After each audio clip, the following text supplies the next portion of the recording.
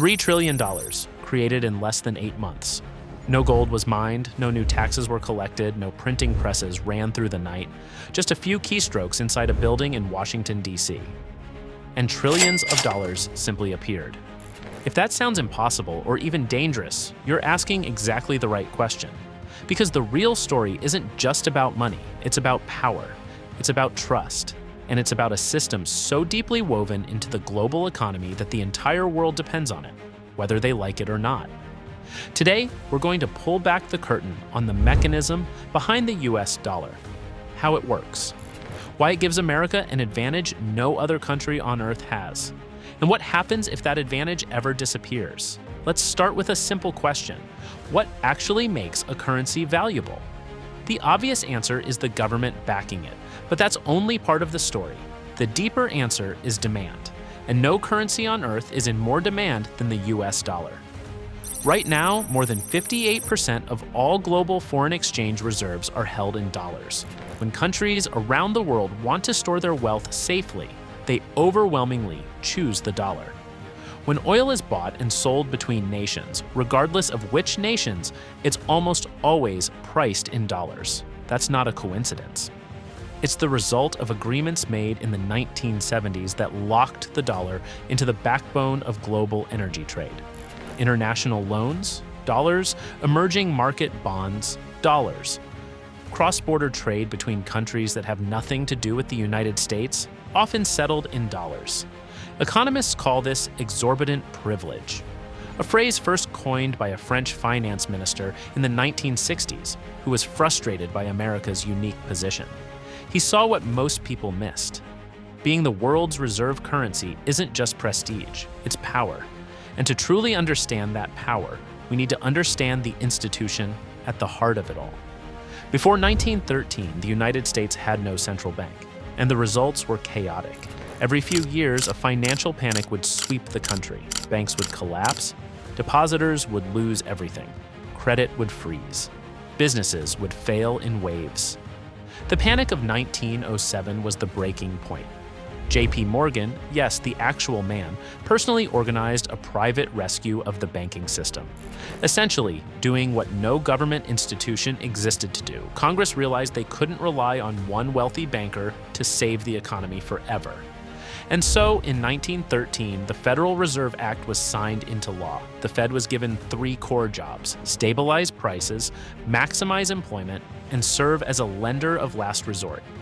But over the decades, the Federal Reserve quietly accumulated something far more extraordinary: the ability to create money from nothing, not metaphorically, literally. Here's where most people's understanding of money breaks down entirely.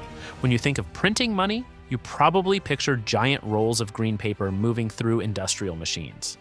And sure, the Bureau of Engraving and Printing does produce physical currency, about 7 billion notes per year. But physical cash is actually a tiny fraction of the total money supply. Most money, the vast majority of it, exists only as digital entries in electronic ledgers, and the Federal Reserve can create that digital money at will.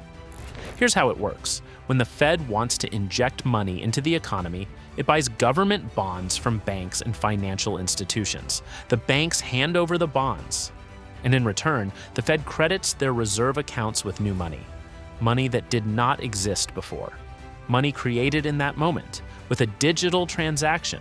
No vault was opened, no gold was transferred, no existing wealth changed hands. New purchasing power was created. For decades, this system operated quietly in the background, but 2 crises in the 21st century revealed just how far it could be pushed. First came the financial crisis of 2008. When Lehman Brothers collapsed, the entire global financial system nearly unraveled. Credit markets froze. Major banks teetered on the edge of insolvency. The Federal Reserve responded with something called quantitative easing. Instead of just buying short-term bonds, the Fed began purchasing massive quantities of long-term assets. By the time these programs ended, the Fed's balance sheet had exploded from under $1 trillion to more than $4 trillion.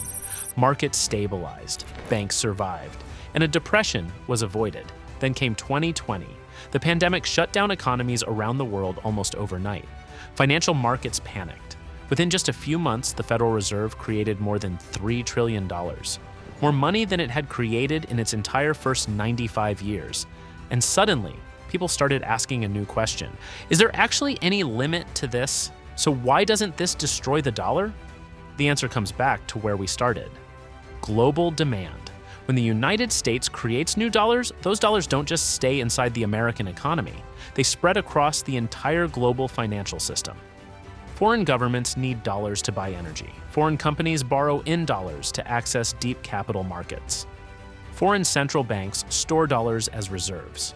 The world effectively acts like a giant sponge, absorbing the newly created supply of dollars, which allows the United States to expand its money supply without triggering the catastrophic currency collapses seen in many other countries.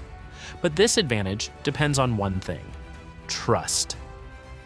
History shows what happens when trust disappears. Weimar Germany, Zimbabwe, Venezuela.